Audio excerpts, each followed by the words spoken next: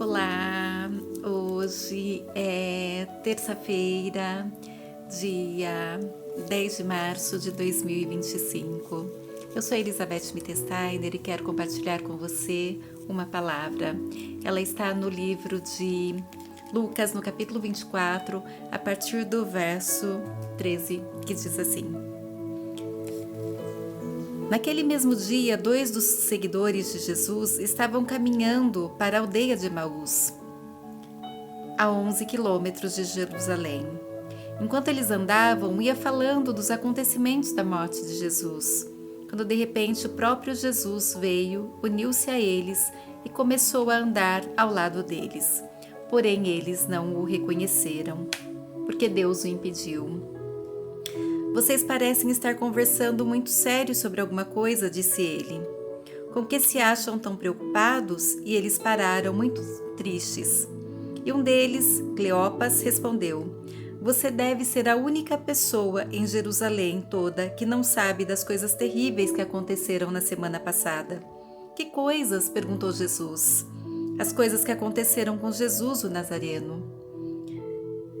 Disseram eles, era um profeta que fazia milagres incríveis e um poderoso mestre, muito considerado, tanto por Deus como pelos homens. Mas os sacerdotes principais e os nossos líderes religiosos o prenderam e o entregaram ao governo romano para ser condenado à morte e o crucificaram. E nós pensávamos que ele fosse o glorioso Messias que tinha vindo para libertar Israel. E agora, além de tudo isso que aconteceu há 3 dias, algumas mulheres do nosso grupo estiveram no seu túmulo hoje de manhã cedinho. Voltaram com a história surpreendente de que o corpo dele havia desaparecido e que lá encontraram anjos que disseram que Jesus está vivo. Alguns homens do nosso grupo correram para ver e, de fato, o corpo de Jesus havia desaparecido, tal como as mulheres haviam lhe dito. Então Jesus lhe disse: Vocês são insensatos, gente insensata, acham difícil crer tudo o que os profetas disseram nas Escrituras? Não foi profetizado que o Messias teria de sofrer todas essas coisas antes de voltar à sua glória? Então Jesus citou para eles um trecho atrás do outro sobre os profetas, começando pelo livro de Gênesis e através das Escrituras, explicando o que os textos queriam dizer e o que diziam a respeito dele mesmo. A essa altura estavam chegando perto de Emaús e do fim da sua viagem. Jesus queria seguir adiante, porém eles pediram-lhe que passasse a noite com os dois, pois estava ficando tarde. Então foi para a casa deles. Quando iam comer, ele pediu a bênção de Deus sobre a comida e tomou um pão, partiu-o e estava distribuindo a eles, quando de repente isto se deu. Quando seus olhos foram abertos, eles o reconheceram, mas naquele momento ele desapareceu. Começaram então a contar um ao outro como seus corações ficaram cheios de alegria enquanto ele falava com eles e explicava as Escrituras durante a caminhada pela estrada. Na mesma hora, eles se puseram a caminho de volta para Jerusalém, onde os 11 discípulos e os outros seguidores de Jesus o saudaram com estas palavras: O Senhor ressuscitou realmente. A estrada é a mesma. O percurso é o mesmo. No entanto, a experiência que os discípulos tiveram foi capaz de mudar a vida deles completamente. E você? Pense nessa história.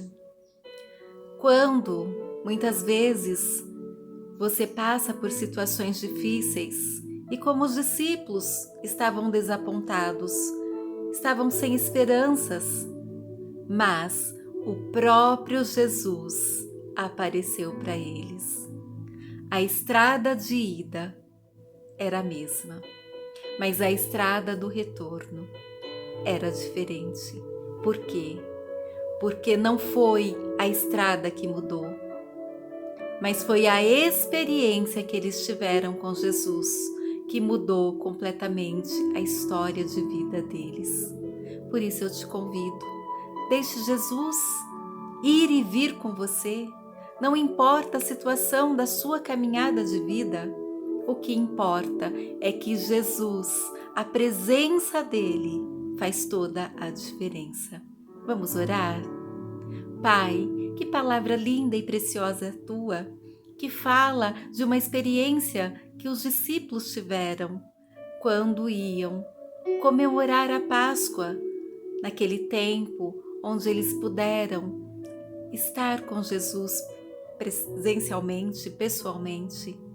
Pai, e hoje esse mesmo Jesus está conosco, porque quando ele foi para o céu, ele disse que não nos deixaria só, mas que enviaria o Consolador, o Espírito Santo, que vive conosco, que é aquele que nos convence do pecado, da justiça e do juízo de Deus. Obrigada, obrigada, obrigada por esta presença que transforma as nossas vidas. Fica conosco, Senhor. Fique com cada um daqueles que estão assistindo, ouvindo essa mensagem, e que a vida deles seja realmente transformada com a presença de Jesus. É assim que eu oro e te agradeço por tudo. Amém.